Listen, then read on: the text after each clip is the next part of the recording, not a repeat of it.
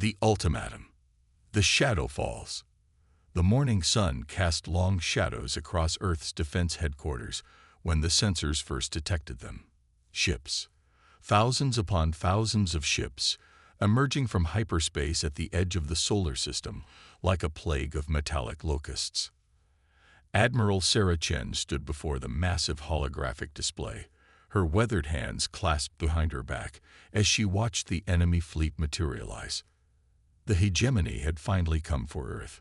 For 3 centuries, the Galactic Coalition, known as the Hegemony, had swept across the Milky Way, absorbing or destroying every civilization in their path. Their methodology was always the same: arrive with overwhelming force, demand submission, and obliterate any who refused. 2,000 species had learned this lesson. Today, Earth would be offered the same choice. "Admiral," came the voice of Lieutenant Torres from the communication station. "We're receiving a transmission from the enemy flagship." Chen nodded grimly. She had expected this. The hegemony always offered terms first. It was their way of appearing civilized before the slaughter began. "Put it through." The holographic display flickered, replacing the tactical readout with the imposing figure of Commander Vextar, Supreme Fleet Commander of the Hegemony's 7th Armée. His elongated skull gleamed under harsh bridge lighting, and his 4 arms gestured dismissively as he spoke. Behind him, the bridge of his flagship bustled with activity from dozens of different alien species, all united under the Hegemony's banner. Primitive inhabitants of the 3rd planet, Vextar's voice carried the arrogance of a being who had never known defeat. "I am Commander Vextar of the Hegemony's 7th Armada. Your world has been selected for incorporation into our great coalition. You will surrender unconditionally within one of your planetary rotations or face complete annihilation." Earth's response. Admiral Chen stepped forward, her gray hair pulled back in a military bun, her uniform crisp despite the early hour. At 62, she had spent her entire adult life preparing for this moment. Every war game, every strategic simulation, every sleepless night had led to this single conversation. "Commander Vextar," she began, her voice steady and clear. "I am Admiral Sarah Chen of the United Earth Defense Force.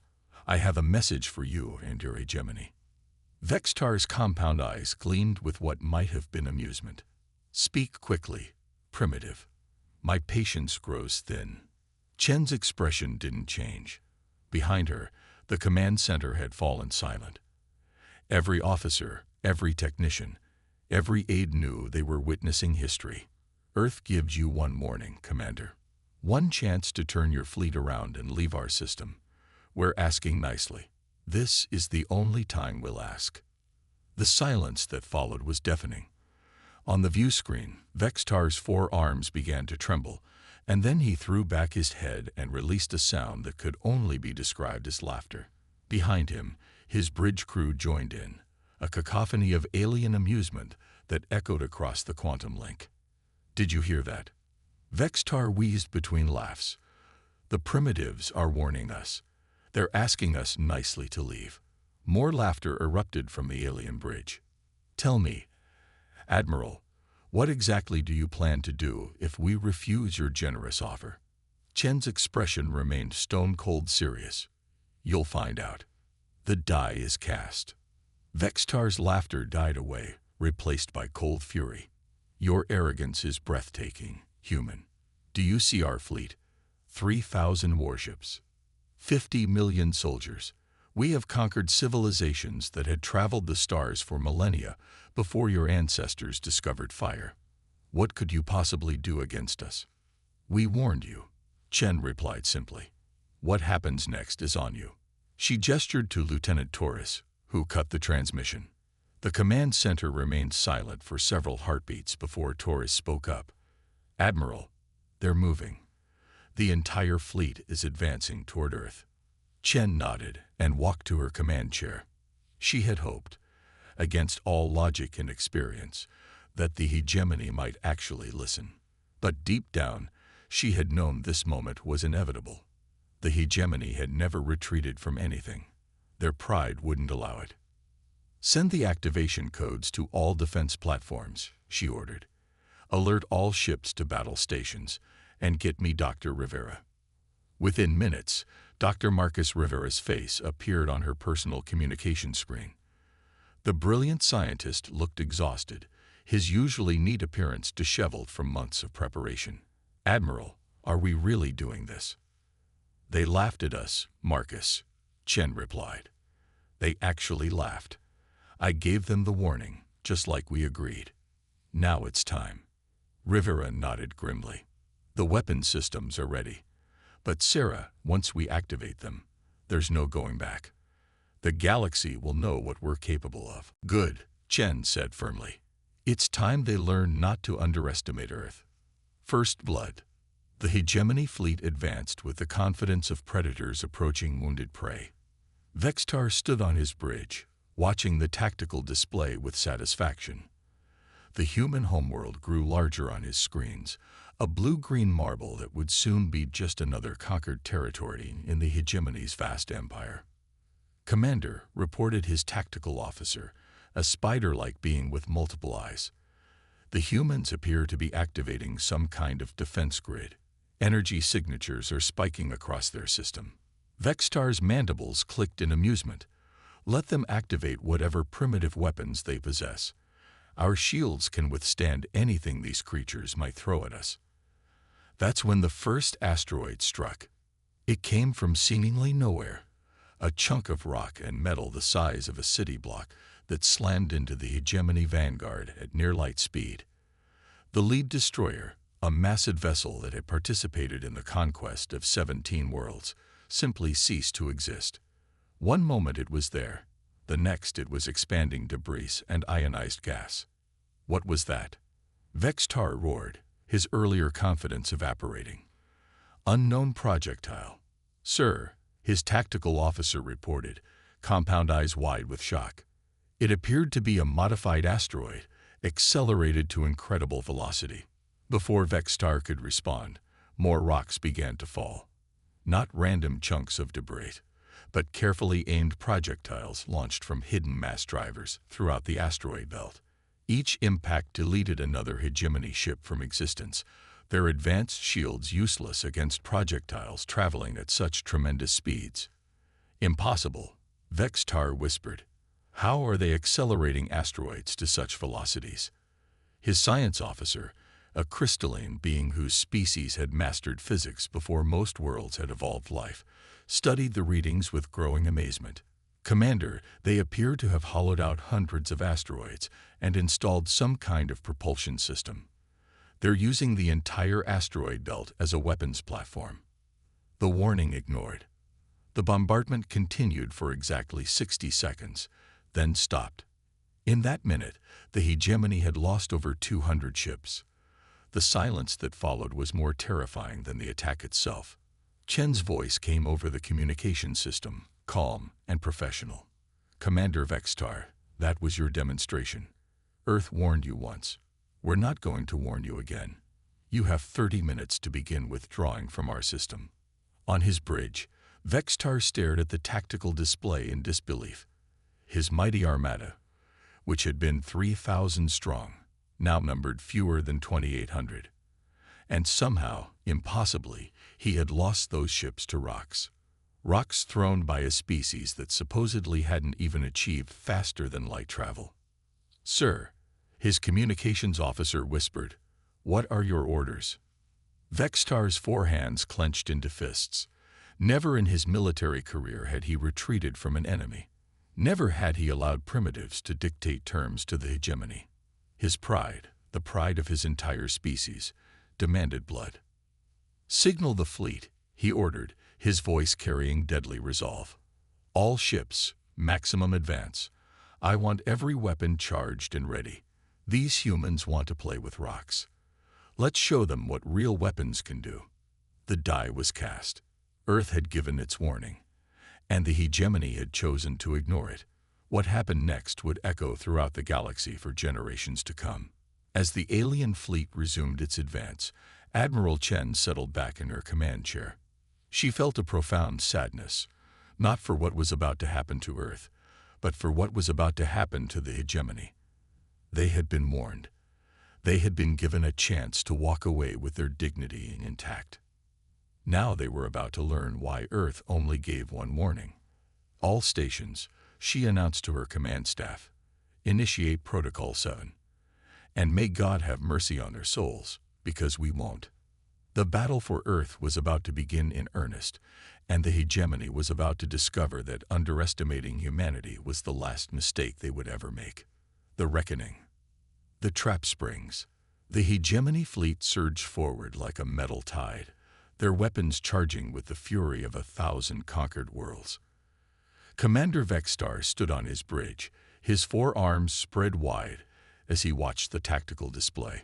The human homeworld lay ahead, seemingly defenseless now that their asteroid trick had been revealed. "Sir," reported his tactical officer, "we're detecting massive energy signatures from the human ships. They're moving to intercept."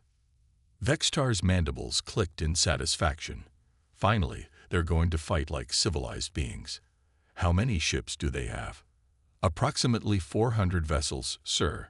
A mix of cruisers, destroyers, and fighters." 400 against 2,800, Vextar mused. Even with their asteroid weapons, they're hopelessly outnumbered. "Signal the fleet to engage." What Vextar didn't know was that humanity had spent 3 centuries preparing for this moment. Not 3 centuries of peace, but 3 centuries of the most intense military preparation in human history. Every resource, every brilliant mind, every innovative technology had been focused on a single goal: survival against impossible odds. Captain Elena Vasquez led the human fighter squadrons as they screamed toward the enemy fleet. Her ship, the Defiant, was no larger than a hegemony shuttle, but it carried technology that would have amazed the alien invaders. As she approached the first enemy formations, she keyed her comm unit. "All wings, this is Vasquez. Remember, we're not trying to win a fair fight. We're trying to survive. Execute Plan Omega." The human fighters suddenly scattered in seemingly random directions, confusing the hegemony gunners who had expected a traditional frontal assault. Instead, the small craft began weaving through the enemy formation, their movements so erratic that targeting computers couldn't establish locks. "What are they doing?" Vextar demanded. "They're flying like madmen." His tactical officer studied the readings with growing alarm. "Sir, they're not flying randomly. They're following some kind of pattern. And they're moving far faster than our intelligence suggested possible." Human ingenuity unleashed.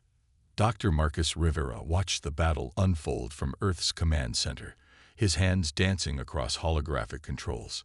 Beside him, Admiral Chen observed the tactical display with the cold calculation of a chess master watching her opponent fall into a trap. "The neural interface pilots are performing beautifully," Rivera reported. "The direct brain-to-ship connection is giving them reaction times the hegemony can't match." Chen nodded. The neural pilot program had been humanity's most closely guarded secret. By linking a pilot's consciousness directly to their ship's computer systems, human reaction times had been increased by a factor of 10. What appeared to be impossible maneuvers were simply the result of human pilots thinking at machine speeds. "Enemy casualties?" Chen asked. "Minimal so far," Rivera replied. "But that's not the point. They're in position." On the tactical display, the human fighters had spread throughout the hegemony formation like a virus, each craft transmitting data to its companions. The alien fleet, confident in their numerical superiority, had allowed the fighters to penetrate deep into their ranks. That's when the second part of humanity's trap was revealed. "All fighters, execute Phase 2, Vasquez commanded." Suddenly, each human fighter began broadcasting a specific frequency, their transmissions synchronized to create a massive interference pattern. The effect was immediate and devastating. Across the hegemony fleet, communication systems began failing. Navigation computers crashed. Targeting systems went offline. The carefully coordinated alien armada suddenly found itself deaf, dumb, and blind. "Report." Vextar roared, his earlier confidence crumbling. What's happening to our systems? Unknown interference pattern. Sir, his science officer reported, crystalline features flickering with panicked colors. It's like nothing we've ever encountered. The frequency seems to be specifically designed to disrupt our neural processors. Vextar's compound eyes narrowed. How could they know about our neural processors? That technology is classified at the highest levels. What Vextar didn't know was that humanity had been preparing for this encounter for 3 centuries. They had studied every piece of hegemony technology that had fallen into their hands, analyzed every communication intercept, and reverse-engineered every system they could find. The frequency weapon was designed specifically to exploit a vulnerability in hegemony neural networks that the aliens themselves didn't know existed. The solar system weapon. With the enemy fleet disorganized and communication disrupted, Admiral Chen activated the final phase of Earth's defense. Dr. Rivera, initiate the Prometheus protocol. Rivera's fingers flew across his controls, his face grim with concentration. Prometheus is online. All stations report ready. What happened next would have been impossible for any other species to accomplish. Humanity had spent 3 centuries not just preparing for war, but fundamentally altering their entire solar system. Every planet, every moon, every asteroid had been turned into a component of the largest weapon ever constructed.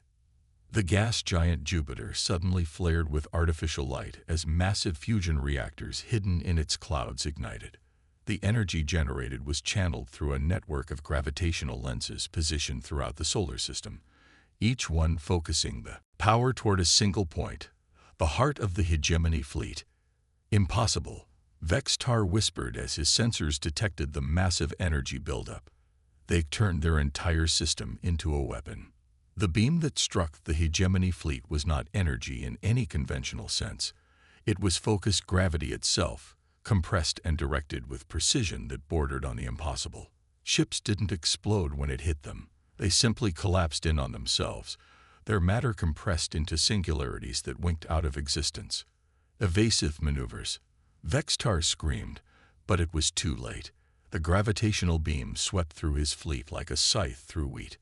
Hundreds of ships vanished in seconds, their crews never even knowing what killed them. But the humans weren't finished. The price of arrogance. As the hegemony fleet reeled from the gravitational assault, Earth's conventional forces struck. The human cruisers and destroyers, no longer hiding their true capabilities, unleashed weapons that defied everything the hegemony thought they knew about warfare. Plasma beams that could melt through any known armor. Missile swarms that could think and adapt to enemy defenses. Fighters that could phase in and out of normal spacetime. Humanity had not just advanced their technology, they had revolutionized it. Sir, Vextar's tactical officer reported, his voice shaking with terror, we're down to less than 1,000 ships. Our casualties are catastrophic. Vextar stared at the tactical display in horror. His mighty armada, the pride of the hegemony, was being systematically destroyed by a species that wasn't supposed to pose any threat. How? He whispered. How is this possible? The answer came from an unexpected source. High Regent Zalthris, supreme leader of the hegemony, appeared on the bridge's communication screen. His ancient features were contorted with fury and disbelief. Vextar, you fool. The High Regent raged. Do you have any idea what you've done? We've been monitoring this battle from the capital. These humans, these primitives, as you call them, have been preparing for this encounter for 3 centuries. 3 centuries. Vextar repeated, his mind struggling to process the implications. Our intelligence was wrong, Zalthris continued. Completely wrong. The humans have been studying us, learning our weaknesses, preparing for this exact scenario. They've turned their entire solar system into a fortress, and you've led our finest fleet directly into their trap. The last stand. With his fleet in ruins and his pride shattered, Vextar had only one option left. He would take as many humans with him as possible. All remaining ships rammed the human homeworld. If we're going to die, we'll take their planet with us.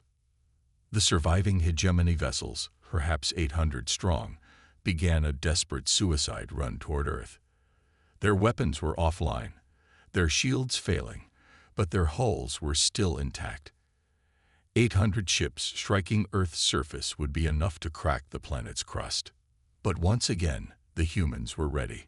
Captain Vasquez and her fighter squadrons regrouped between the kamikaze fleet and Earth. All wings, this is it. Form up for interceptor pattern Delta. We're not letting a single ship through. The human fighters, outnumbered nearly 2-1, threw themselves into the path of the enemy fleet. The battle that followed was savage and personal, each pilot knowing that the survival of their species depended on their actions.